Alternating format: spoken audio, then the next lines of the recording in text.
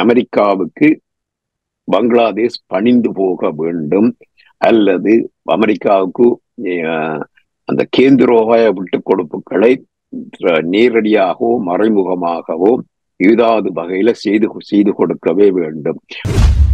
இந்த ஏவுகணைகளுடைய இந்த ஜிபிஎஸ்ஐ குழப்புகின்ற முறைமையை ரஷ்யா சரியான வகையில பயன்படுத்துகின்றபடியால் செய்கிறப்ப அவர்கள் அந்த ஜிபிஎஸ்ல முறையில் உள்ளவற்றை செய்யாமல் முதலாம் உலக போல அந்த சும்மா போய் இலக்கை தாக்கக்கூடிய புவி விசையில போய் விழுந்து தாக்கக்கூடிய வகையில் உள்ள படைக்கவர்கள் தான் ஏவுகின்றார்கள்.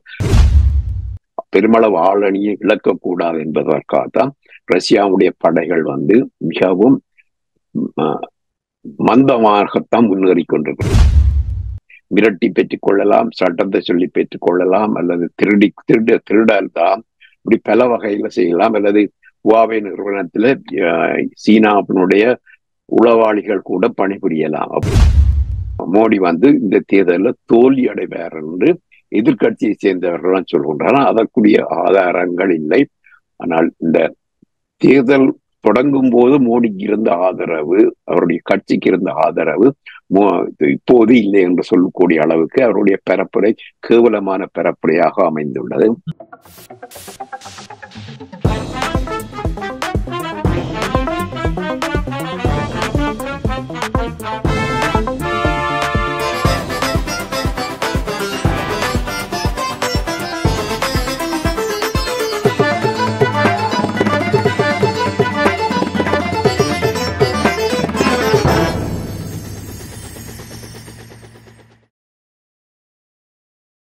உயிரோடை தமிழ் ILC தமிழ் உயிரோடை தமிழில் அன்பர்களே, உலக நகர்வுகள் வாரந்தோறும் ஒவ்வொரு செவ்வாய் பிரித்தானிய நேரம் 8 மணி பிரதான செய்திகளை தொடர்ந்து இடம்பெறுகின்றது. உலக நகர்வுகள் நிகழ்ச்சியில் என்னோடு ஆய்வாளர் வேல்தர்மா அவர்கள் இணைந்திருக்கின்றார். வணக்கம் வேல்தர்மா அவர்களே. வணக்கம் தனாஞானி. வணக்கம் நேயர்களே. இன்றைய உலக நகர்வுகள் நிகழ்ச்சியில் முதலில் நாங்கள் பங்களாதேஷ் தொடர்பான விடயத்தை பார்ப்போம். பங்களாதேஷ் என்று சொல்லும் பொழுது அவர்களுடைய அந்நிய செலாவணி ஓரளவுக்கு எனும் திருப்தி தரக்கூடிய வகையில் கடந்த சில ஆண்டுகளாக இருந்தது என்று ஊடகங்களூடாக பார்க்கக்கூடிய இருந்தது. இருந்தாலும் இந்த ஆண்டு வந்த தகவலின்படி அவர்களுடைய வளர்ச்சி குறைவினால் மதிப்பீடு வழங்கும் நிறுவனம் அவர்களுடைய தரத்தை குறைத்திருக்கிறார்கள் என்ற செய்தியை பார்க்கக்கூடியதாக இருந்தது. ஏன் பங்களாதேஷ் தொடர்பாக நான் கேட்பதற்கு என்ன காரணம் என்றால், இலங்கை அரசாங்கம் பொருளாதார நெருக்கடி வந்த பொழுது இலங்கை அரசாங்கத்துக்கு கூட ஒரு சிறிய தொகை பண உதவியை வழங்கினதையும் 2 ஆண்டுகளுக்கு முன்னதாக நாங்கள் கேட்டிருக்கின்றோம். இலங்கை பொருளாதார நெருக்கடி ஏற்பட்ட பொழுது அதிலிருந்து பங்களாதேஷ் கற்றுக்கொள்ள வேண்டிய பாடங்கள் என்ன என்று நீங்கள் அவதானிக்கிறீர்கள்? இதற்குரிய இலங்கையில நடந்தது போலத்தான் பங்களாதேஷில் நடக்கின்றது. ஆனா இலங்கை போருக்காக கடன்பட்டது. பங்களாதேஷ் அப்படி ஒரு கடன்படவில்லை. அவர்கள் இந்த அரசு அங்கும் ஊழல் நிறைந்த அரசு தான் இலங்கை போல மக்கள் நல கொடுப்பனவுகள் போன்றவற்றை செய்தது மட்டுமல்ல, நமக்கு தெரியும் அண்மை காலங்களாக சீனா உலக சந்தையில மலிவான விலையில பொருட்களை கொண்டே சந்தை குவிப்பு செய்கிறது. மார்க்கெட் டம்பிங் என்று சொல்வார்கள். அது செய்வதாலும் இப்ப பங்களாதேஷ் வளர்ச்சி அடைந்ததே கடந்த 10-15 ஆண்டுகளாக பங்களாதேஷ் பொருளாதாரம் வளர்ச்சி அடைந்ததே சீனாவில் உற்பத்தி செய்வது செலவு கூடிக்கொண்டு போகின்றபடியால் சீனாவில் உற்பத்தி செய்கிறாலும் குறிப்பாக ஆடை அணிகளை உற்பத்தி செய்கின்ற நிறுவனங்கள் பங்களாதேஷில் போய் தங்களோட உற்பத்தியை செய்தபடியால் தான் பங்களாதேஷ் பொருளாதாரம் இலங்கைக்கு கூட கடன் கொடுக்கக்கூடிய நிலையிலே இருந்தது. இப்போது சீனா சீனாவில அந்த இன்ஃப்ளேஷன் என்று சொல்லப்படுற பணவீக்கம் குறைந்து கொண்டு போகின்ற நிலையில அதிலும் அந்த ஃபேக்டரி கேட் இன்ஃப்ளேஷன், அதாவது அந்த தொழிற்சாலைகள் வெளியாலே வெறும் பொருட்களுடைய விலைகள் தொடர்ந்து பல மாதங்களாக வீழ்ச்சி அடைந்து கொண்டே போவதால் சீனாவிடமிருந்து பலரும் பொருட்களை வாங்குகின்றார்கள், இந்த ஆடை அணிகள் உட்பட. அதனால் அதுவும் பங்களாதேஷினுடைய ஒரு பொருளாதார பின்னடைவுக்கு ஒரு காரணம் என்று சொல்லலாம்.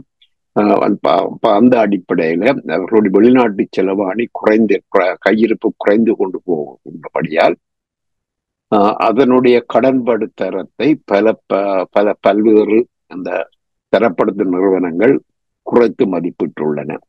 அதன் 27ஆம் தேதி மே மாதம் பிச் நிறுவனம் பங்களாதேஷினுடைய இந்த வெளிநாட்டு செலவாணி தொடர்பானவற்றில அதை வந்து ஒரு கிட்டத்தட்ட ஜங்கண்ட மாதிரி ஒரு குப்பை என்பது போல் கூட விமர்சனம் வைத்திருக்கின்றது. அப்ப அந்த அடிப்படையில பார்க்கும்போது அவர்கள் இனி வெளிநாட்டு சந்தையில கடன் பெறுவது அவர்களுக்கு கடினமாக இருக்கலாம். இப்ப பங்களாதேஷுடைய ஏற்றுமதி குறைந்தபடியால் பல்வேறு காரணங்களுக்கு அப்போது உலகெங்கும் பொருளாதார பிரச்சனை இருக்கின்றது. மத்திய கிழக்குல நமக்கு தெரியும் ஒரு பிரச்சனைகள் நடக்கின்றபடியால் மத்திய கிழக்கு தான் பெரும்பாலான பங்களாதேஷ் மக்கள் போய் பணிபுரிவது வழமை. மத்திய கிழக்குக்கான ஏற்றுமதிகள் கூட குறைந்து விட்டன. அத்துடன் எரிபொருள் விலையும் அதிகரித்து விட்டது. அப்ப 3 பிரச்சனை பங்களாதேஷை போய் தாக்குகின்றது. இந்த மத்திய கிழக்கு நாடுகளில் உள்ள பிரச்சனையால அங்கு ஏற்றுமதி செய்ய முடியவில்லை, அங்கு தொழில் வாய்ப்பு இல்லை, மற்றது எரிபொருள் விலை உயர்வு, இவையெல்லாம் சேர்ந்து அவர்கள் அந்த வெளிநாட்டு செலவாணி கையிருப்பை குறைத்ததுடன் பங்களாதேஷினுடைய அந்நிய செலவாணி வருமானத்தையும் குறைத்தபடியா அவர்களுடைய அந்த நாணயத்துடைய பெறுமதி குறைந்தது. நாணயத்தின் பெறுமதி குறைந்தவுடன் பங்களாதேஷ் தக்கான நாணயத்துடைய பெறுமதி குறைந்தவுடன் பங்களாதேஷ் நடுவண் வங்கி தன்னுடைய கையிருப்பில் இருந்த டொலர்களை விற்பனை செய்து ரூபாக்களை வாங்கியது. இதே மாதிரியான வேலையை இலங்கை அரசாங்கமும் செய்தது. அப்ப இப்படி செய்யும் போது டொலர்களை விற்பனை செய்து தங்களுடைய நாணயத்தை வாங்கினா தங்களுடைய நாணயத்தினுடைய பெறுமதி அதிகரிக்கும் என்ற அடிப்படையில் தான் அதை செய்தது.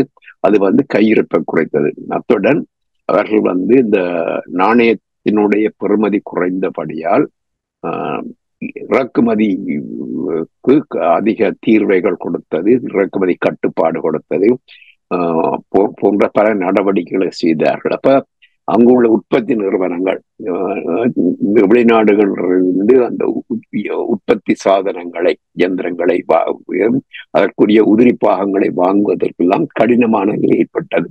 ஒன்று இறக்குமதி கட்டுப்பாடு, இறக்குமதி தீர்வை அதிகரிப்பு, மற்றது நாணயத்துடைய பெறுமதி குறைப்பு. அதனால பங்களாதேஷனுடைய உற்பத்தியும் குறைந்து விட்டது. அப்ப 2024ஆம் ஆண்டு ஜனவரி மாதம் பங்களாதேஷுடைய கையில 18.4 பில்லியன் பெறுமதியான வெளிநாட்டு செலவணி கையிருப்புல இருந்தது. இது இலங்கையுடன் ஒப்பிடும் போது அதிகம் என்றாலும் இது ஒரு போதியதாக இல்லை. அப்ப இப்ப அடுத்து என்ன நடக்க போகின்றது? இவர்கள் தற்போது அவர்கள் ஒன்றும் பெற்றது அரசு செலவினங்களும் அதிகரித்துள்ளது. பொருளாதார உற்பத்தி சில முன்பெல்லாம் பெருமளவில் பொருளாதார உற்பத்தி இருந்தது. பங்களாதேஷ் ஆசியாவிலேயே விரைவாக, அதாவது அதிக பொருளாதார வளர்ச்சி உள்ள ஒரு நாடாக இருந்தது. பொருளாதார வளர்ச்சியும் குறைந்து விட்டது. பொருளாதார வளர்ச்சி குறையும் போது அவர்களுடைய அரசுடைய வருமானமும் குறையுது. பொருளாதார வளர்ச்சி குறைந்ததுக்கு காரணம் என்ன?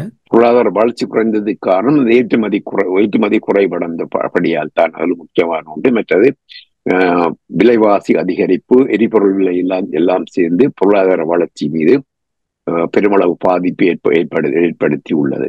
அப்ப இனி என்ன நடக்க போகிறது? இலங்கையில நடந்தான் பங்களாதேஷ் நடக்க போகின்றது. இலங்கையில் நடக்கிற இந்த புவிசார் அரசியல் போட்டி பங்களாதேஷிலும் இருக்கின்றது என்பதை பங்களாதேஷ் இதில் இலங்கை விவகாரத்திலிருந்து கற்றுக்கொள்ள வேண்டும்.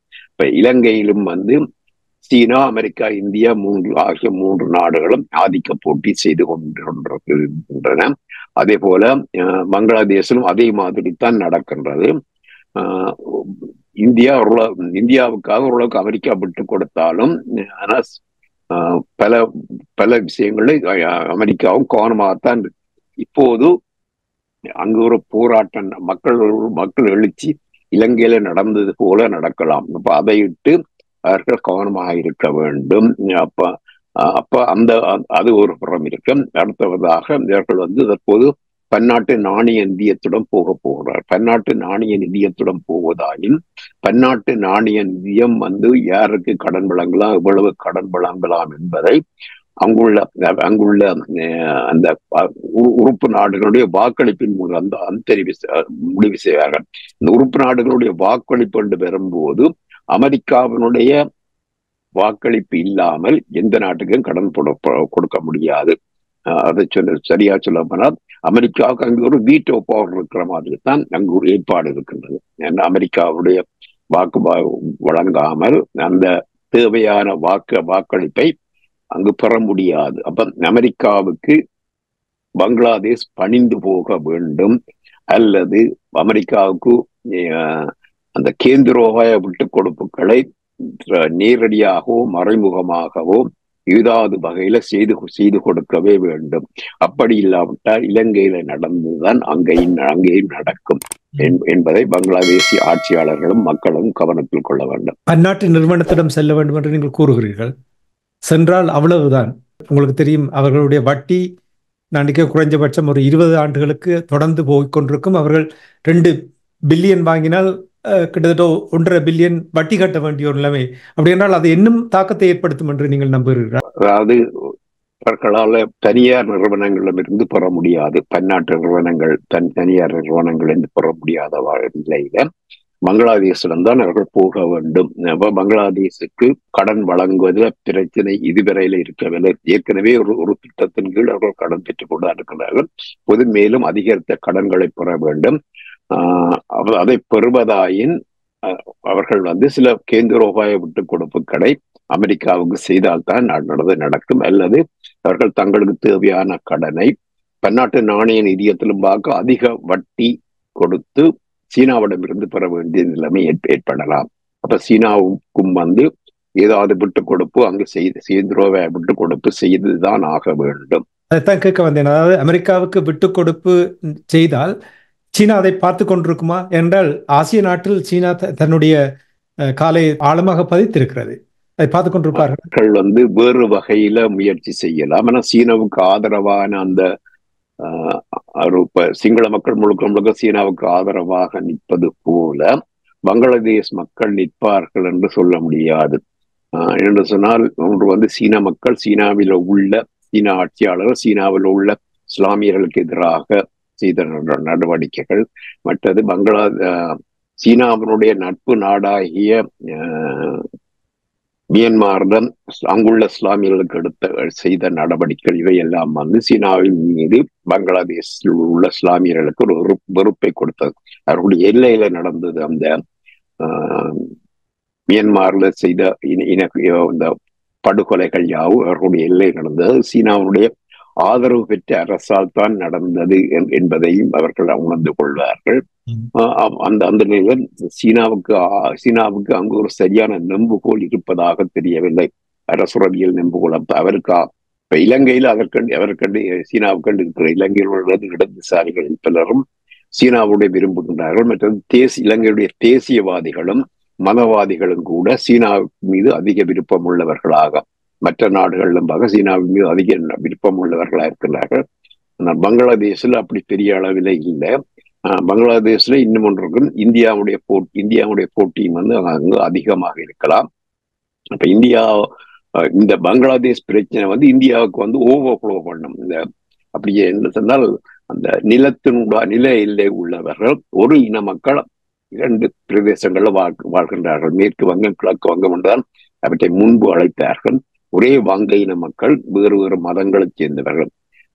மேற்கு வங்கத்தில், அதாவது இந்தியாவில் வாழ்கின்றவர்கள் இந்துக்களாகவும், அங்குள்ளவர்கள் பெரும்பாலானோர் இஸ்லாமியர்களாகவும் இருப்பதாலும் அவர்களுக்கு இடையில ஒரு இன ரீதியான ஒற்றுமை எப்பவும் இருக்கின்றது. பங்களாதேஷிலிருந்து பெங்கோலி, அந்த வங்காள இன மக்கள் மேற்கு வங்கத்துக்கு மறைமுகமாக குடிபெயர்ந்து வருவதை எல்லாம் தற்போது ஆட்சியில இருக்கின்ற மேற்கு வங்கத்தில முதலமைச்சராக இருக்கின்ற மம்தா பானர்ஜி விரும்புகிறார் என்று சொல்லுகிறார்கள். எந்த அளவுக்கு அங்கங்கு அவர்கள் கூட வருகின்றார்களோ அந்த அளவுக்கு தனக்கு வாக்கு அதிகரிக்கும் என்று அவர் நினைக்கின்றார். அதுகளை எல்லாம் தடுப்பதற்காகத்தான் இந்தியாவில் பல சட்டங்கள் தற்போது தொடர்ச்சியாக இயற்றப்பட்டு கொண்டே வருகின்றன. அதற்கான எடுத்திற்கான பல நடவடிக்கைகள் இருக்கின்றன. இந்த தேர்தலில் கூட, இந்திய தேர்தலில் கூட இது பெரிய அளவில் அடிபட்டது. அப்ப அதுவும் அது இந்தியாவுக்கு ஒரு பிரச்சனையாக இருக்கும். இந்தியாவும் ஏதோ ஒரு வகையில பங்களாதேஷின் பொருளாதார பிரச்சனைக்கு கை கொடுக்க வேண்டும். உலகத்தில் நிறைய போர் நடந்து கொண்டிருக்கின்றது. உலக நாடுகள் பொருளாதார நெருக்கடியை சந்திக்கிறார்கள். பணவீக்கம், வெளிநாட்டு அந்நிய செலாவணி இவை கையிருப்பு எல்லாமே குறைந்து வண்ணமே இருப்பது நிச்சயமாக இந்த வளர்ந்து வரும் நாடுகளிலும் இது ஒரு தாக்கத்தை ஏற்படுத்தும். அதன் ஒரு விளைவாகவும் கூட இதில் ஒரு சில பங்களிக்கலாம் என்று நம்புகிறேன். நன்றி பேல்தர்மா அவர்களே.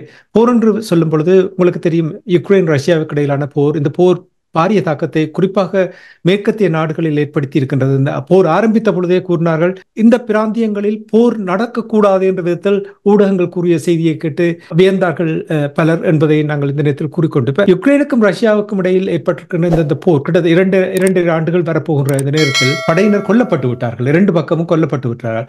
யுக்ரைனை பொறுத்த மட்டில் ஆட்சேர்ப்பு இப்பொழுது நடத்துவதற்கான முயற்சி எடுக்கப்படுகின்றது. ஆனால் இங்கே ஒரு தந்திரமாக வயதை குறைத்து படையினரை சேர்ப்பதற்கான முயற்சிகள் எடுக்கப்படுகின்றது. இந்த யுக்ரைன் ரஷ்யா போரில் வயதை குறைத்து படையினரை உள்வாங்கினால் இது என்ன விதமான தாக்கத்தை ஏற்படுத்தும் என்று நீங்கள் கருதுகிறீர்கள்? உக்ரைனில் நின்ற காலமாக ஒரு பிரச்சனை விவாதிக்கப்பட்டு கொண்டது. அதாவது படைக்கு ஆட்களை சேர்க்கின்றது. அது கட்டாயமாக சேர்ப்பதாயின் வயது எல்லை இதுவரை காலம் 25 இருந்தது. அதை 18 குறைக்க வேண்டும் என்று. அது பல நாடுகள்ல 18 தான் வயதாக இருக்கின்றபடியால் தற்போது உக்ரைனுக்கு படைக்கலன் தட்டுப்பாடும் ஆளணி தட்டுப்பாடும் இருக்கின்றபடியால் தங்களிடம் பார்க்க பல மடங்கு எண்ணிக்கையை கொண்ட ஒரு எதிரியுடன் அவர்கள் மோதுகின்றபடியால் அவர்களுக்கு மேலதிகமாக படையினர் தேவைப்படுகின்றனர். படைக்கு ஆட்கள் தேவைப்படுகின்றபடியால் அதற்கு அந்த சட்டத்தை இயற்றி விட்டார்கள். இப்ப 25 18 வயதுக்கு குறையும்.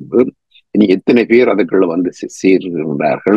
சேர்க்கப்படுகின்றார்கள் என்பதை வைத்து அதுதான் அந்த உக்ரைனுடைய படை வலிமையை கூட்டும். அது மட்டுமல்ல, ஸ்பெயின், பெல்ஜியம் போன்ற நாடுகள் கூட 1 பில்லியன், ஸ்பெயின் 1 பில்லியன், மற்றது பெல்ஜியம் கூட கிட்டத்தட்ட 1 பில்லியன் பெறுமதியான உதவிகளை வழங்க முன்வந்துள்ளன. ஏற்கனவே பல நாடுகள், அமெரிக்கா, பிரான்ஸ், பிரித்தானியா போன்ற நாடுகள் வழங்குகின்றன. அவற்றை வைத்துக் கொண்டு அவையெல்லாம் காசு எல்லாம் படைக்கலங்களாகத்தான் கொடுப்பார்கள். தங்களுடைய பழைய படைக்கலங்கள் எல்லாத்தையும் உக்ரைன்ல கொடுத்து நீ போர செய்ய சொல்வார்கள்.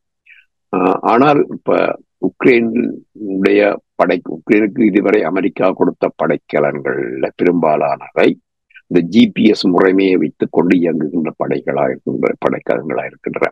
ஹைமாஸ் என்ற ஒரு முதல் தர அந்த ஏவுகணை செலுத்தியிலிருந்து வீசப்பட்ட ஏவுகணைகள் எல்லாம் துல்லியமாக தாக்கி பல அழிவுகளை மேற்கொண்டன. ஆனால் தொடர்ந்து அவர்கள் பார்க்கின்ற போது முன்பு நடந்தது போல தற்போது ரஷ்யாவுக்கு பெரும் இழப்பு இவர்கள் வீசுகின்ற ஏவுகணைகளால் கிடைக்கவில்லை.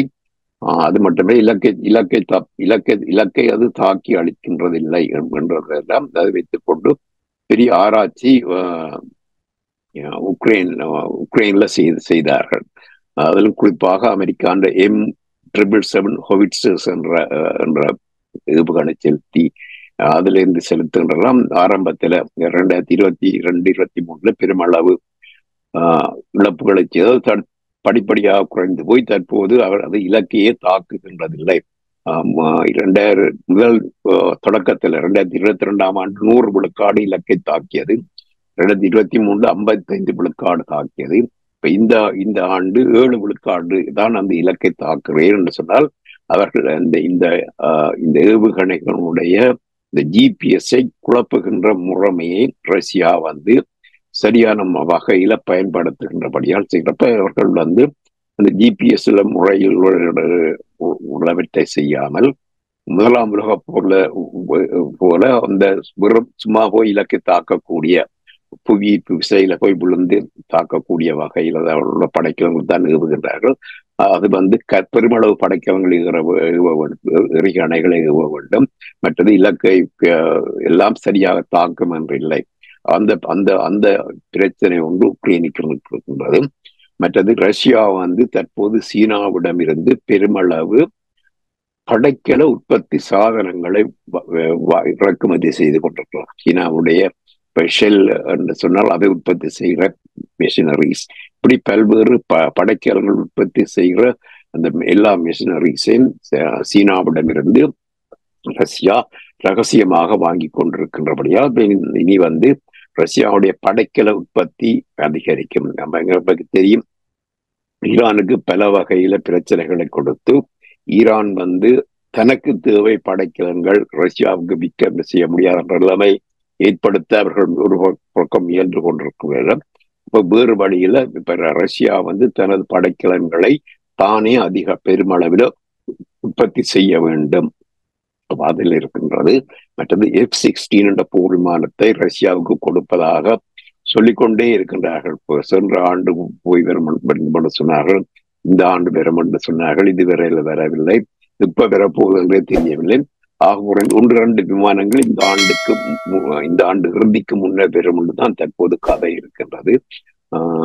அது ஒரு புறம் இருக்க, ரஷ்யாவுடைய தொலைதூர படைக்கலன்கள் அவை பெருமளவில் உற்பத்தி செய்தால் என்ன நடக்கும் என்று தெரியாது. இத்தனைக்கு மத்தியில ரஷ்ய படைகள் முன்னேறுவது தாமதமாகத்தான் இருக்கின்றது. இப்ப நாங்கள் 2 வாரங்களுக்கு முன்பு சொல்லியிருந்தோம், காக்கி பிராந்தியத்தை இன்னும் அடுத்த முறை நாங்கள் கதைக்கும் போது ரஷ்யா கைப்பற்றி விடலாம் என்று. ஆனால் இதுவரை காக்கி பிராந்தியத்தை ரஷ்யா கைப்பற்றவில்லை. அதற்கான காரணம் ரஷ்யாவிடம் அந்த பெருமளவு ஆர்மர்ட் கார் மற்றது டேங்க் போன்றவையில் பெருமளவு இழப்பு ஏற்பட்டு விட்டது. காலாட்படை அணி என்று சொல்லி ஒரு போர்ப்படை அணி இருக்கும். அதான் ஆரம்ப காலத்தில் இருந்தது. பின்பு மோட்டரைஸ்ட் இன்ஃபென்ட்ரி என்று சொல்வார்கள். அவர்கள் ஜீப் மற்ற ட்ரக் போன்றவர்கள் தான் அவர்கள் பயணித்தார்கள். பிறகு வந்தது ஆர்மர்ட் இன்ஃபென்ட்ரி என்று. அவர்கள் இந்த டேங்குகள், பெரிய வலிமைமிக்க ஆர்மர்ட் கார்கள் அவற்றினூடாக சிறந்த பாதுகாப்புடன் நகர்ந்து செய்வார்கள். அவர்கள் விரைந்து முன்னேற முடியும். இப்ப இந்த ஆர்மர்ட் கார்ஸ் மற்றது டேங்க்ஸ் போன்றவற்றிற்கு ரஷ்யாவில் தட்டுப்பாடு இருப்பதால், ட்ரக்ஸ்களுக்கு கூட தட்டுப்பாடு இருப்பதால் அவர்களால் துரிதமாக முன்னேறாமல் இருக்கின்றது என்று இந்த போதிய கவசங்கள் இல்லாமல், இதை சொல்லுவார்கள் திக் ஸ்கின்ட் ஆர்மர் டேங்க் போன்றவற்றை, அவை இல்லாமல் படையினர்கள் பெருமளவு படையினரை கொண்டு இறக்குவது ஆளணி இழப்பை ஏற்படுத்தும். அப்ப அது நடக்கக்கூடாது, பெருமளவு ஆளணியை இழக்கக்கூடாது என்பதற்காகத்தான் ரஷ்யாவுடைய படைகள் மிகவும் மந்தமாகத்தான் முன்னேறி கொண்டிருக்கிறார்கள். முன்னேறவில்லை என்று சொல்ல முடியாது. சில கிராமங்களை நகரங்களை கைப்பற்றி கொண்டுதான் இருக்கின்றார்கள். இந்த காக்கி நகரில் இந்த காக்கி அது ஒரு நகரம் மட்டுமல்ல, அது ஒரு பிராந்தியம், ஒப்லாஸ்ட். அவர்களுடைய பிராந்தியத்தை ஒப்லாஸ்ட் என்று சொல்றார்கள். காக்கி ஒப்லாஸ்ட் கீவ் ஒப்லாஸ்டுக்கு அடுத்தபடியாக 2வது பெரிய பிராந்தியம். இப்போ அதை கைப்பற்றுவது சொன்னா இலகுவான காரியம் அல்ல. அதற்கான போர் நடந்து கொண்டிருக்கிறோம். அதேவேளை 2 தரப்பினர் தங்களுடைய படைகளை ஒரு இடத்துல பெருமளவு குவித்து இன்னொரு இடத்துல ஐதாக்க விரும்பவில்லை போல தெரிகின்றது. அதனால் தான் அந்த காக்கீவை கைப்பற்றுகின்ற முயற்சி ஒரு மந்தமாக நடக்கிறது சொல்லலாம். அது மட்டுமல்ல, காக்கீவை கைப்பற்றது மூலம் ரஷ்யா பெரிய கேந்திரோபாய வெற்றியை பெற முடியாது. அதான் அங்கு நடக்கிறது. சிறப்பு. அந்த போர் தொடர்பான விடயங்களை, மேலதிக விடயங்கள் வரும் பொழுது உயிரோடைய உறவுகளுக்கு எடுத்து வர வேண்டும் என்று கேட்டுக்கொண்டு, இப்ப நாங்கள் போர் தொடர்பாக நீங்கள் பேசும் பொழுது ரஷ்யா கூறினீர்கள், சீனாவை கூறினீர்கள், மேற்காசியாவில் அதே நேரத்தில் அமெரிக்காவை பற்றி கூறினீர்கள். அமெரிக்காவினுடைய நிலைமை இப்பொழுது பரிதாபத்துக்குரிய ஒரு நிலைமையாக இருக்கின்றது. எந்த நாட்டை எடுத்து பார்த்தாலும் அமெரிக்காவுக்கு எதிராக பேசுகின்ற நிலைமை இருக்கின்றது. அவர்கள் தங்கள் தான் இந்த உலகத்தின் காவல்துறை என்ற விதத்தில் தான் அந்த இருமாப்போடு செயற்பட்டு கொண்டு வந்தார்கள். ஆனால் இப்பொழுது பலரும் பலவிதமாக பேசிக்கொண்டிருக்கிற நேரத்தில் மேற்காசியாவிலும் ஆப்பிரிக்காவிலும் சீனாவின் ஆதிக்கம் நிச்சயமாக வளர்ந்து வருவதை எல்லோரும் அவதானிக்கிறார்கள். அமெரிக்கா எப்படி இதை எதிர்கொள்ளும் என்று நீங்கள் கருதுகிறீர்கள்? நாம் இப்போது உலக அரசியல் அதிகமாக பேசப்படுகின்ற சொல் அந்த குளோபல் சவுத் என்று சொல்லுகின்றது. அந்த குளோபல் சவுத்தில் ஒரு பெரிய பகுதி தான் இந்த வட ஆப்பிரிக்காவும் மேற்காசியா அல்லது மிடில் ஈஸ்ட் என்று சொல்கிறார்கள். அந்த மிடில் ஈஸ்டையும் நோர்த் ஆப்பிரிக்காவையும் அமெரிக்கா ஒரு கேந்திரோபாய பிராந்தியமாகத்தான் கருதுகிறது. காரணம், இந்த எரிபொருள் உற்பத்தியினுடைய இதய பூமி அது என்று சொல்லலாம். பார்த்தா மிடில் ஈஸ்ட் எம்இ என்ற சொல்லையும் நோர்த் ஆப்பிரிக்காவுடைய LA என்ற சொல்லையும் சேர்த்து மேனா பிரதேசம் என்று சொல்கின்றார்கள். அங்குதான் அமெரிக்கா அதிக அளவு கவனம் செலுத்தி கொண்டு வந்தது. அதற்கான காரணம், அதாவது இஸ்ரேலை பாதுகாப்பதன் மூலம் அங்குள்ள இஸ்லாமிய வழிபாட்டிடங்களை, முக்கியமாக ஜெருசலேம், பெத்லகேம் போன்றவற்றை எல்லாம் காப்பாற்ற வேண்டும். அடுத்ததாக அங்குள்ள எரிபொருள் உற்பத்தி, மற்றது அங்குள்ள தீவிரவாதம், அமெரிக்காவுக்கு எதிராக அங்கு உருவாகின்ற தீவிரவாதம் ஆகிய 3 காரணங்களுக்காகத்தான் இந்த பிராந்தியத்துல அமெரிக்கா அதிக கவனம் செலுத்தி வந்தது செல்லும். பிறகு தற்போது அடுத்ததாக சீனா அந்த பிராந்தியத்துக்குள்ள ஆதிக்கம் செலுத்த முனைகின்றது. பிரிக்ஸ் என்ற பேர்ல அங்கு உள்ள நாடுகளையும் பிரிக்ஸ்ல இணைத்து பல நாடுகள் பிரிக்ஸ்ல இணைய விரும்புகின்றன. அது ஒரு பிரிக்ஸ்ல இணைப்பதன் மூலம் தங்களுடைய வெளிநாட்டு கொள்கைகளுக்குள் அதை கொண்டு வருவது. அடுத்தது கடன் வழங்குதல் மூலம், அங்குள்ள ஆட்சியாளர்களுக்கு கடன் வழங்குவதன் மூலம் அவர்களை தங்கள் பக்கம் எடுப்பது. மற்றது 3வது இந்த கிளவுட் கம்ப்யூட்டிங் என்று சொல்லப்படுகின்ற பல்வேறு விதமான அந்த தொடர்பாடுகள், இன்டர்நெட் ஃபெசிலிட்டிஸ் போன்றவற்றை அங்கு அதிகம் தேவைப்படுகின்ற பிராந்தியமாக ஆப்பிரிக்க நாடுகள் இருக்கின்றன. இது இந்த வட ஆப்பிரிக்கா மட்டுமில்ல, மத்திய ஆப்பிரிக்காவிலும் கூட அந்த பிரச்சனை இருக்கின்றது. நைஜீரியா போன்ற நாடுகள் எல்லாம். அங்கெல்லாம் இந்த சீனாவுடைய ஹுவாவே நிறுவனம் தான் பெருமளவு முதலீடுகளை செய்கின்றது, அவர்களுக்கு அந்த வகையில் உதவுகின்றது. அந்த உதவி அந்த நாடுகளுடைய தொடர்பாடல்களை எல்லாம் சீனா தன்னுடைய கட்டுப்பாட்டுக்குள் கொண்டு வந்துவிடும். இப்ப ஹுவாவேக்கு எல்லோரும் பல நாடுகள் அச்சப்படுகின்றன என்று சொல்லுகின்றார்கள். குறிப்பாக அமெரிக்கா கூட அச்சப்படுகின்றது. பிரித்தானியா கூட ஆரம்பத்தில் ஹுவாவேயுடன் சில ஒப்பந்தங்களை செய்ய முற்பட்டு பிறகு அதை கைவிட்டு விட்டது சென்றது. ஏனென்றால் ஹுவாவே மூலம் தொடர்பாடல்கள் செய்தால் அவர்களுடைய அந்த 5G அலைக்கற்றை எல்லாம் அவர்களுக்கு அந்த சேவை எல்லாம் அவர்களிடம் இருந்து பெற்றால் அது அந்த தகவல் பரிமாற்றங்கள் எல்லாம் சீனா அரசு கூட பெற்றுக்கொள்ளலாம். சீனாவில் ஒரு சட்டம் இருக்கின்றது. சீன அரசுக்கு தேவையான ரகசியங்களை எந்த ஒரு சீன நிறுவனத்திற்கு கையில் கிடைத்தால் அதை அவர்கள் சீன அரசுக்கு வழங்க வேண்டும் என்ற ஒரு சட்டம் இருக்கிறது. எந்த அளவு தூரம் இங்கு நடைமுறைப்படுத்தப்படும், அதாவது வெளிநாடுகள்ல செயற்படுகின்ற சீன நிறுவனத்துக்கு கிடைக்கின்ற தகவல் பரிமாற்றங்களை சீனா பெற்றுக்கொள்ளுமா என்றது ஒரு கொடூரமான கேள்விதான்.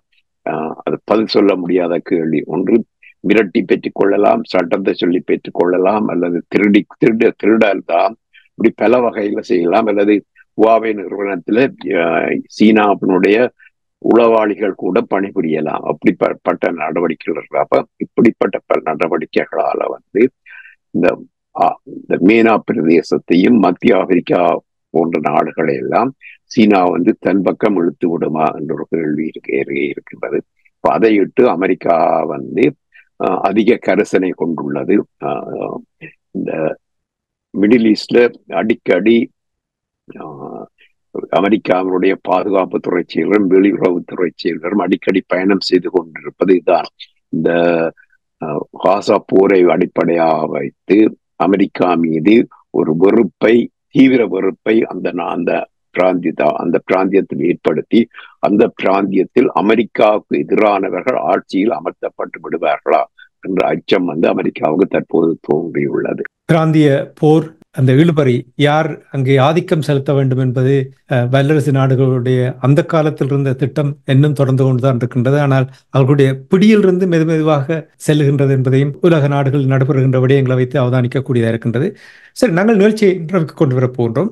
அதற்கு முன்னதாக இந்தியா உலகத்திலேயே ஆகக்கூடிய சனநாயகம், லார்ஜஸ்ட் டெமோக்ரஸி, 1 பில்லியன் மக்கள் வாக்களித்து வந்திருக்கிறார்கள் கடந்த 7 வாரமாக. வருகின்ற செவ்வாய்க்கிழமை இதே நேரம் முடிவுகள் எல்லாம் வெளியில் வர இருக்கின்றது. இந்தியா தேர்தல் தொடர்பாக இறுதிக்கட்டம் அடைந்துள்ள இந்த நேரத்தில் அங்கே நிலைமை எவ்வாறு இருக்கின்றது என்று நீங்கள் அவதானிக்கிறீர்கள்? இந்தியாவில் 543 தொகுதிகளை, இன்னும் 57 தொகுதிகளுக்குத்தான் தேர்தல் நடக்கவிருக்கின்றது. அதான் கடைசி கட்ட தேர்வு. அவர்கள் பல கட்டங்களாக இந்த தேர்தலை செய்தார்கள். இதுல குறிப்பா அப்ப ஆரம்பத்துல 2024 ஆரம்பத்துல மோடி வெற்றி பெறுவது நிச்சயம் என்றுதான் இருந்தார்கள். அதுல 3/2 பங்கு பெரும்பான்மையா அல்லது அறுதி பெரும்பான்மையா என்ற கேள்விதான் இருந்தது. 300 360 என்ற கேள்விதான் இருந்தது. தொடர்ச்சியாக இப்ப தேர்தல் ஆரம்பித்த போது, தமிழ்நாட்டில் தேர்தல் நடக்கும்போது, முதற்கட்ட தேர்தல் தமிழ்நாட்டிலும் கேரளாவில் தான் நடந்தது. அப்படி வேறு சில மாநிலங்களில் நடந்தது. அதற்கு பின்பு நாள் செல்ல செல்ல மோடியினுடைய பரப்புரையும் பாரதிய ஜனதா கட்சியோடதும் அரசுடன் செயற்குறைகள் யாவும் மக்களுக்கு ஒரு விசனத்தை ஏற்படுத்துவதாகத்தான் இருந்தது. அந்த எதிர்கட்சிகள் மீது பழி வாங்குவது, எதிர்கட்சியினர்களை சிறையில் அடைப்பது போன்றவை, மற்றது கட்சிகளை மாறச் செய்வது எல்லாம் ஒரு ஒரு மக்களுக்கு அரசின் மீது ஒரு ஐயத்தை ஏற்படுத்த தொடங்கியது. இது கடைசியாக அரவிந்த் கெஜ்ரிவால் என்கின்ற டெல்லி முதல்வரை கைது செய்தவுடன் அது ஒரு திசை மாறிவிட்டது என்றால் சொல்ல வேண்டும். அரசின் மீது மக்களுக்கு பிரச்சனை வந்துவிட்டது. அப்ப இந்த பிரச்சனையை தடுப்பதற்காக அரவிந்த் கெஜ்ரிவாலுடைய கட்சியை சேர்ந்த ஒரு பெண் நாடாளுமன்ற உறுப்பினர் அவரை அரவிந்த் கெஜ்ரிவாலுடைய தனிப்பட்ட செயலாளர் தாக்கியதாக தற்போது ஒரு வழக்கு பதிவு செய்யப்பட்டுள்ளது. இது போல பல அந்த இஸ்லாமியர்களுக்கு எதிரான அல்லது இந்துத்துவ கொள்கைகளை பெற்ற தமிழ்நாடு கேரளா தேர்தல் முடிந்த பின்னர் அவர் அந்த விஷயத்துல அந்த இஸ்லாமியத்துக்கு எதிரான இந்துத்துவ பிரச்சாரங்களை மிகவும் தீவிரமாக்கினார்கள். என்று சொன்னால் தமிழ்நாட்டிலும் கேரளாவிலும் தேர்தல் நடக்கும் போது தங்களுடைய ஒரு பன்முக சார்பு கட்சியாகத்தான் பாரதிய ஜனதா கட்சி நாட்டியுள்ளது. காரணம், அந்த பரப்புரை தமிழ்நாட்டிலும் கேரளாவிலும் ஈடுபடாது. இரண்டும் தான் இந்தியாவிலேயே அதிக கற்றவர்களை கொண்ட மாநிலமும் முற்போக்கு சிந்தனை உள்ளவர்கள். அவர்கள் பொது உடைமைவாதம், இவர்கள் பெரியார், இப்படி பல வள்ளுவருடைய போதனை, மற்றது பல நக்கீரர் போன்ற திருமூலர் போன்ற பல ஆசான்களுடைய போதனைகள் உள்ள தமிழ்நாடு என்றபடியால் அங்கு இந்த மதவாதம் எடுபடாது என்றபடியால் தமிழ்நாடுக்கும் கேரளாவுக்கும் தேர்தல் முடிந்த பின்னர் தான் அவர்கள் அந்த எதிர்ப்பு வாதத்தை தீவிரமாக கடைபிடித்துக் கொண்டு வந்தார்கள். பிறகு ஒரிசா மாநிலத்தில் தேர்தல் நடக்கின்ற போது ஒரிசாவில் நவீன் பட்நாயக் என்கின்ற ஒருவர் அங்கு முதலமைச்சராக இருக்கின்றார். அவர் நீண்ட கால ஒரு அரசியல் பழம்பெரும் அரசியல்வாதி என்று சொல்ல வேண்டும். அவர் நீண்ட காலம் முதலமைச்சராக இருக்கிறார். அவர் முதலமைச்சராக இருக்கும் போது அவருடைய IAS அதிகாரியாக, நிர்வாகத்துறை அதிகாரியாக மதுரையைச் சேர்ந்த ஒரு தமிழர் இருந்திருக்கின்றார். அவர் பல திட்டங்களை எல்லாம் ஆலோசனைகள்லாம் இவருக்கு கூடியபடியால் அவர் மீது இவருக்கு தனிப்பட்ட விருப்பம் விட்டது நவீன் பட்நாயக்காவுக்கு. அவரை சரியான வகையில அவர் பயன்படுத்தி கொண்டதுடன் அவரை தனது கட்சியில சேர்த்து அமைச்சராகவும் ஆக்கிவிட்டார். கிட்டத்தட்ட நவீன் பட்நாயக்காவுடைய 2ஆம் நிலைக்கு ஒரு தமிழர் வந்து விட்டார். மதுரையைச் சேர்ந்த தமிழர் வந்துவிட்டார். இந்த மோடி அதை பரப்புரை செய்யும் போது நீங்கள் நவீன் பட்நாயக்காவுக்கு வாக்கு போட்டால் அடுத்ததாக உங்கள் முதலமைச்சராக ஒரு தமிழர் தான் பெறுகிறார், தமிழ்நாட்டுக்காரன் தான் பெறப்படுறான் என்று பரப்புரை செய்தார். அது மட்டுமில்ல, அங்கு ஒரு கோயிலுடைய திறப்பு ஒன்று காணவில்லை என்று. அந்த கோயில் ஜெகநாத் கோயில் என்று நினைக்கிறேன். அந்த பெருமளவு இந்தியாவிலேயே மிகவும் திருப்பதி போல ஒரு மிகவும் பிரபலமான ஒரு கோயில். அங்கும் பெருமளவு செல்வங்கள் இருக்கின்றன. அந்த செல்வங்கள் இருக்கின்ற அரைத்திறப்பு தமிழ்நாட்டுக்குள்ள போய்விட்டது என்றது போல. அப்ப அது தமிழ்நாட்டுக்கு போய்விட்டது என்று சொல்லும் போது அப்ப இவர் களவெடுத்து விட்டார் என்பது போன்ற பாணியில இவர் பேசிவிட்டார். அப்ப அதற்காக மோடி மன்னிப்பு கேட்க வேண்டும் என்று கூட அங்கு தமிழ்நாட்டுல பல குரல்கள் எழுந்தன. தமிழ்நாட்டு முதலமைச்சர் கூட அது தொடர்பாக பேசியிருந்தார். மோடியை பொறுத்த வரையில ஒரு மாநிலத்துக்கு இன்னொரு மாநிலத்தவர் போய் முதலமைச்சராக இருக்கக்கூடாதா என்று அவர் சொல்கின்றாரா என்ற கேள்வி அங்கு எழுப்பப்படுகின்றது. இது நாடளாவிய இதுல ஈடுபடாவிட்டாலும் தமிழ்நாட்டுல இது ஒரு பெரிய பிரச்சனையாகத்தான் இனி அடுத்த தேர்தல்ல பெறப்போகின்றது. அதாவது மோடிக்கு தெரிந்து விட்டது பாஜக தமிழ்நாட்டில் இனி தலை தூக்க முடியாது என்றபடியத்தான் அப்படிப்பட்ட வசனங்களை ஒடிசா மாநிலத்தில தேர்தல் நலன்களுக்காக பாவிக்கிறாரா என்று சொல்லப்படுகின்றது. ஆனா இப்போது பெரிய பிரச்சனை ஓடிக்கொண்டிருக்கிறது. பலரும் சொல்லுகின்றார்கள் மோடி இந்த தேர்தலில் தோல்வி அடைவார் என்று எதிர்கட்சியை சேர்ந்தவர்கள் சொல்கின்றார்கள். அதற்குரிய ஆதாரங்கள் இல்லை. ஆனால் இந்த தேர்தல் தொடங்கும் போது மோடிக்கு இருந்த ஆதரவு, அவருடைய கட்சிக்கு இருந்த ஆதரவு இப்போது இல்லை என்று சொல்லக்கூடிய அளவுக்கு அவருடைய பரப்புரை கேவலமான பரப்புரையாக அமைந்துள்ளது. அவருடைய மனநிலை எவ்வாறு இருக்கிறது? அதாவது நீங்கள் கூறியது போல் மோடி தோற்பதற்கான வாய்ப்பு இல்லை என்றாலும் கூட இந்த பழிவாங்குகின்ற இவை தன்னுடைய பாப்புலாரிட்டியை குறைக்கும் என்று கூட அவர்களால் சிந்திக்கவில்லை என்றதை கேட்கும் பொழுதுதான் புரியவில்லை என்னவென்று. இதே நேரத்தில் இப்ப நீங்க பிஜேபி தொடர்பாக, தமிழ்நாடு தொடர்பாக கூறும் பொழுது முதலாவது ஓட்டத்தை பெறுவார்கள் என்று ஏதாவது சந்தர்ப்பம் இருக்கிறதா? ஒரு சீட்டை எடுப்பார்கள் என்று நம்புறீர்களா? தமிழ்நாட்டில அது தேர்தல் நடந்த போதில் இருந்த நிலைமைக்கு பார்க்கின்ற போது எந்த ஒரு தொகுதியிலும் அவர்கள் வெற்றி பெறுவதற்கான வாய்ப்பு குறைவு. அவர்கள் தேர்தல் என்ன சொன்னா, அவர்கள் இப்ப அண்ணா திராவிட முன்னேற்ற கழகத்துடன் இணைந்து போட்டிட்டு இருந்தால் அவர்கள் நிச்சயம் 1-2 தொகுதிகளை வெற்றி பெற்றிருப்பார்கள். தமிழ்நாட்டில் அன்னைக்கையில் ஒரு தொகுதியை கூட அவர்கள் வெற்றி பெறுவார்கள் என்று. சீமானை பொறுத்த மட்டும் அவருடைய கொள்கை, அவர் எவ்வாறு அந்த கட்சியை கட்டி எழுப்புறார், உண்மையில எனக்கு அவருடைய அந்த வழிநடத்தல் நிறைய பிடித்திருக்கின்றது. அவருடைய செயல்பாடுகளை பார்க்கும்போது அவருடைய நிலைமை எவ்வாறு இருக்கிறது? சீமானை பொறுத்தவரை அவருடைய கட்சி வளர்ந்து கொண்டு செல்கிறது சொல்லலாம். இப்ப இந்த நாடாளுமன்ற தேர்தல்ல வெற்றி பெறுவார் என்று சொல்ல முடியாது என்று நினைக்கிறேன். நாடாளுமன்றம் என்பது ஒரு பிறந்த ஒரு பரப்பை கொண்ட ஒரு போட்டி தேர்தல் தொகுதி. ஆனால் அடுத்த சட்டமன்ற தொகுதியில அவர்கள் நிச்சயம் அவருடைய கட்சி அடுத்த சட்டமன்ற தொகுதியில் தேர்தல் தான் வெற்றி பெறும் என்று நாங்கள் நிச்சயமாக சொல்லலாம். இதில் அவர்கள் கணிசமான வளர்ச்சியை காட்டுவார்கள் என்பதை நிச்சயமாக சொல்லலாம் என்று சொன்னால், அண்ணா திராவிட முன்னேற்ற கழகத்திலே அதிருப்தி அடைந்தவர்கள் பலர் சீமான் பக்கம் போவதற்கான வாய்ப்பு இருக்கின்றது என்றபடியால் அந்த வகையில சீமானுடைய வளமையான வளர்ச்சியிலமாக இந்த முறை ஒரு அதிகரித்த வளர்ச்சி காணப்படும். அதிகாரத்தை அவர் சரியாக பயன்படுத்தி கட்டம் கட்டமாக வருகிறார் என்பதுதான் அதை காட்டுகிறது இல்லையா? அவர் நிதானமாகத்தான் தன்னுடைய கட்சியை நடத்தி கொண்டு போகின்றார். அந்த தனித்துவத்தை போட்டியிட்டு தன்னுடைய வலிமையை காட்டிக்கொண்டு போய்கொண்டே இருக்கின்றார். அப்ப அந்த கட்டத்துல விஜய் கட்சியை ஆரம்பித்தால் அது அவருடன் இணைந்து செயற்படுவார் என்று கூடத்தான் அந்த செய்தி தற்போது வலிமையாக அடிபட்டு கொண்டிருக்கின்றது. விஜய் ஆரம்பித்த போதே அவர் ஒரு தனி கட்சியாகத்தான் இருந்தார். அவர் தனி கட்சியாகத்தான் ஆரம்பிப்பார். அவருக்கான அந்த தொகுதி கட்டமைப்பு தமிழ்நாட்டு தேர்தல்ல அந்த மாவட்ட செயலாளர்கள், அந்த மாவட்ட செயலகம், மாவட்ட அமைப்பு திராவிட முன்னேற்ற கழகத்தில், அண்ணா திராவிட முன்னேற்ற கழகத்திலும் மிக வலிமையானதாக இருக்கின்றப்ப அதை உடைத்து கொண்டு வருவதாயின் வெறும் ரசிகர் மன்றத்தை வைத்துக் கொண்டே செய்ய முடியாது. ஒவ்வொரு ஊருக்கும் பெரியவர்கள் அங்கு இவர் சொன்னா கேட்பார்கள் என்று சொல்லக்கூடியவர்கள் எல்லாம் அவர்கள் விஜய் தன் பக்கம் இழுப்பதாயின் சீமானுடன் இணைந்துதான் அவர் செயல்பட வேண்டும். அப்படி செயல்பட்டால்தான் இந்த மரபு வழி திராவிட கட்சிகளுடைய கட்டமைப்பை உடைக்க முடியும் சொன்னா ராம்தாஸ் ஐயாவால முடியாமல் போய்விட்டது. அவரும் தொடர்ந்து தனியை கேட்காமல் கூட்டணிக்கு போய் கூட்டணிகளை வைத்து அவரை கழுத்தறுத்து அவரை ஒரு சாதி கட்சியாக மாற்றி விட்டார்கள். இது திருமாவளவன் வாழவனுக்கும் அதுதான் நடந்தது. விஜயகாந்தையே செல்லா காசாக்கி விட்டார்கள். அவருடைய மனைவி கட்சியை நடத்தி கொண்டிருக்கிறார். அவற்றையெல்லாம் சீமானும் விஜயும் கவனமாக